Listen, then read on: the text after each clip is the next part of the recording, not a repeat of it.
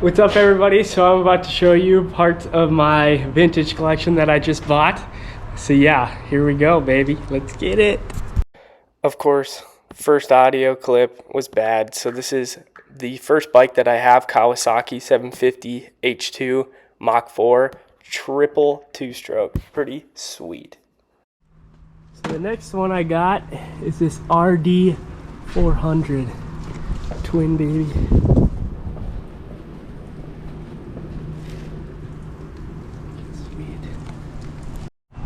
The next one in my possession is this RZ350. Toomey pipes on it. This thing is gonna sound freaking mean when it's ready and good to go. Dang, sick bike.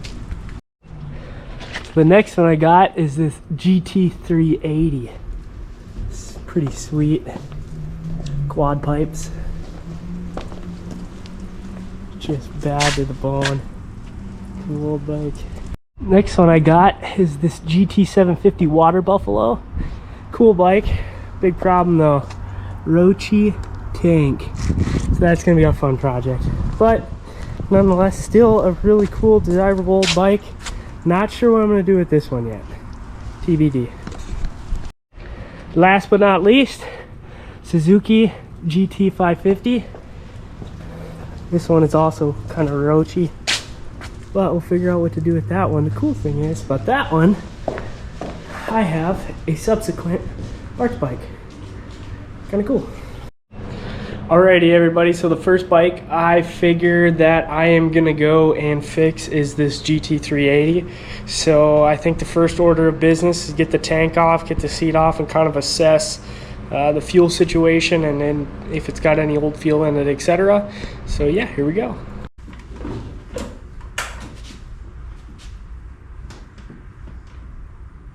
Seat rolls off a little.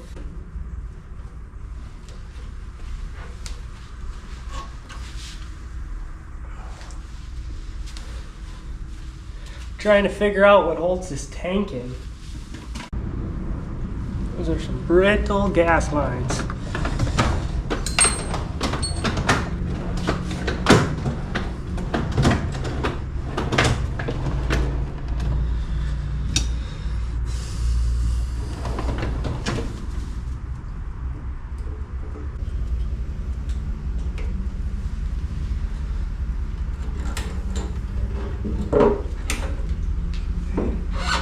Slide back like that. Back just like that, and tank is off. All nice and good. Had to cut the petcocks off. Literally, if you look, they're frozen, they're rock solid. Look at that, it broke it right off. It's crazy. So now that this is off, kind of next thing I'm gonna do is try and get this intake off and get these carbs out. I lied. So actually what I'm going to do first here is I'm actually going to get this old fuel drained out of the tank.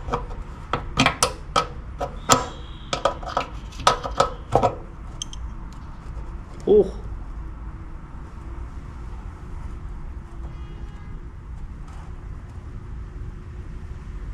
Oh. Look at that. Look at all the rust on that thing. I don't need to be cleaned out. Wow. Ooh. Now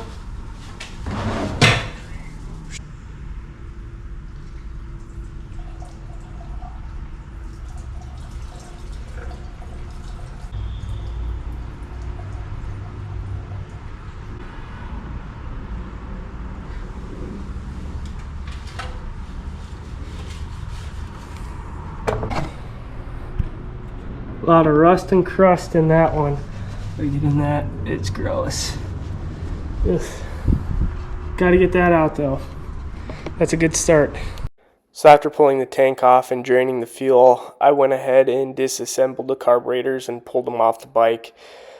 I didn't film it because it's just a bunch of me yanking on stuff to try and get it to come apart. So here is disassembling the carburetors. Oh my god.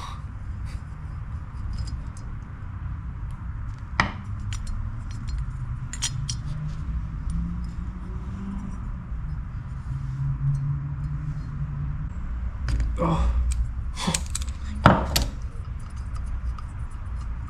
Unbelievable. It's really all you can take off. Sorry I didn't get it, but oh my God. I've never seen that before. Ever. Wow. A progress update on my GT380 right now as I'm tearing down the carbs and kind of going through it. So like I said, carbs are all tore down. They are ready to get washed up. I got an ultrasonic cleaner for these on the way, so we'll get them all nice and cleaned up. Come over to the bike. You can see where all the carbs are pulled out. I went in and cleaned a little bit in there to try and just assess the oil lines. I'll pop over to the other side. So these are the oil lines. I just wanted to assess, make sure that those are all in good shape. So I'll have to go ahead and drain out that nasty oil. But believe it or not, the owner of this bike actually went in here and filled the cylinders with oil. So this motor is literally just mint. Rolls over great. I got to get a battery for it, which I actually got today. So hopefully this thing will run. So got to get getting the battery filled up, acid put in there, and let's roll. If you've never put acid in a battery, I'm going to show you how to do it real quick. So what you want to do, battery out. Launch your acid. Acid comes in a box. So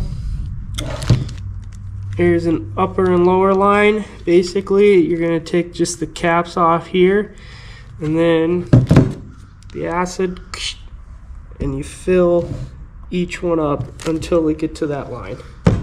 Don't have any smaller pliers.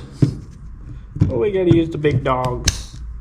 Don't want to lose them either. Oh, another really important thing to do when you're doing this. You see this little red nipple here? This is a breathe tube. Pull that off before you fill it with acid. Otherwise, what will happen, and I've done it before, is these batteries will actually get wide and will explode. Luckily, I caught mine before it exploded, and I forgot to do it, so I've never forgotten to do it since then.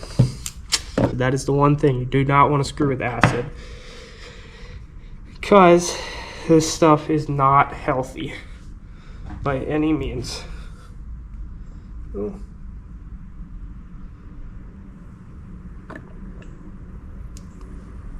kind of see as it kind of comes up in each chamber here. See it filling up. And just squeezing on it ever so lightly. You fill it up to right in the range.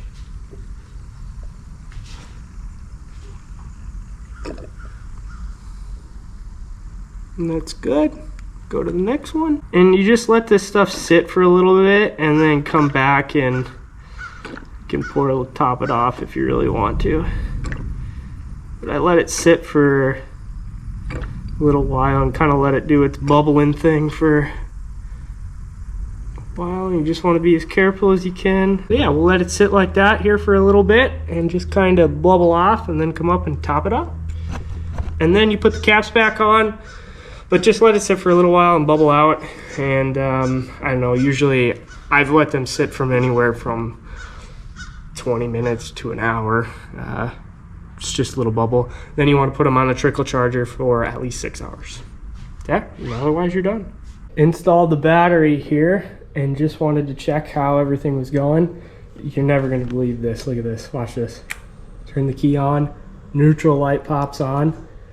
Turn the key all the way here. So I'm going to flick the headlight on. And you're never going to freaking believe this, guys. Oh. Hang on. It's got to be in this position. Look at that. Freaking headlight comes on. No way. Here, blow. Watch this, guys. Turn signal.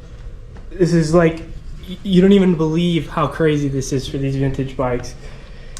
The other side, boom, baby, boom. Headlight on again, remember that. Okay, we're gonna switch her into low. Oops, that's there's different beams here. That's low beam, high beam and low beam, high beam, low beam. And then brake light obviously works on this thing. And it's also got Spark too. I just tested the Spark. I'm shook, guys. I don't know what to say so far. This is crazy. As always, everybody, that is the update for this week, or at least for right now. So please subscribe, like the videos of course if you like it. I'm not gonna make you do it, but I'd love it if you did. It'd make my heart feel so much better. So anyways, talk to you guys.